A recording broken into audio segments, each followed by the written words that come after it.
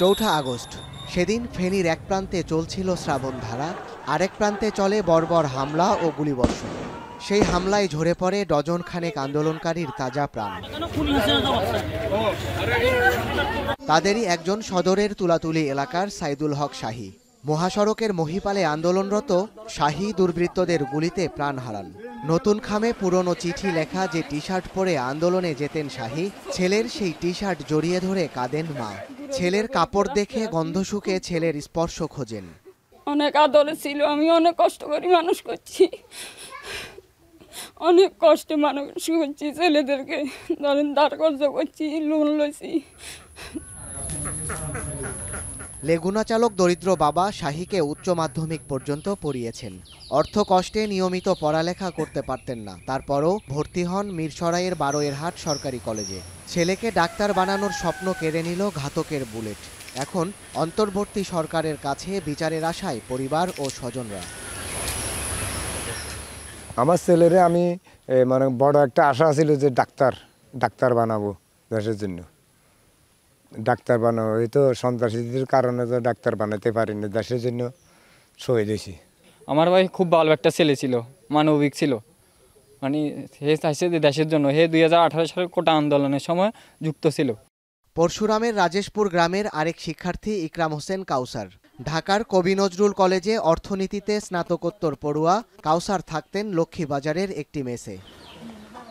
বৈষম্য বিরোধী ছাত্র আন্দোলনের সময়ে গেল 17 ও 18 জুলাই রান্না হয়নি মেসে, তাই খাবার খেতে 18 জুলাই দুপুরে বের হন কাউসার।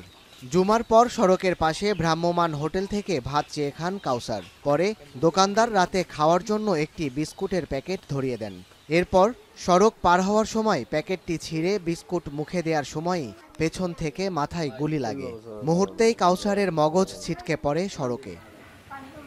দিন কয়েক আগে বাবাকে ফোন করে টাকা পাঠাতে বলেছিলেন। উদ্দেশ্য বিসিএস এর প্রস্তুতির বইপত্র কেনা, কিন্তু কাউসারের সেই স্বপ্ন শেষ হয়ে যায় গুলিতে।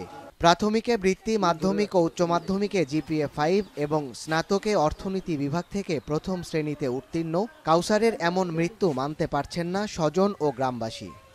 এখন আমার আর কিছু নাই রে বাজি, আমি এখন কি করি, অসহায় অবস্থায় আছি।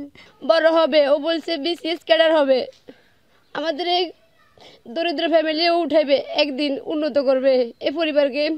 এখন তো ভাই সব শেষ আমাদের। স্কুল শিক্ষক বাবার স্বপ্ন ছিল সন্তান পড়ালেখা শেষে হাল ধরবেন সংসারের। এখন সেই বাবার চোখে অন্ধকার, চান সন্তান হত্যার বিচার। নিজের পাশে থাকবে অন্তিমকালে,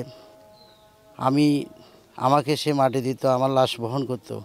আজকে তার লাশ আমি নিজে বহন করতে হয়েছে, তাকে জানাজা পড়াইতে হচ্ছে। প্রিয় দেশবাসী, এই দুঃখ কাকে বলবো। আন্দোলনে নিহত ফেনীর মহিপালের শ্রাবণ সহ আরও 10 শিক্ষার্থীর পরিবার শোকে স্তব্ধ। আহত হন 7 গণমাধ্যম কর্মী সহ শতাধিক মানুষ। এখন ফেনী।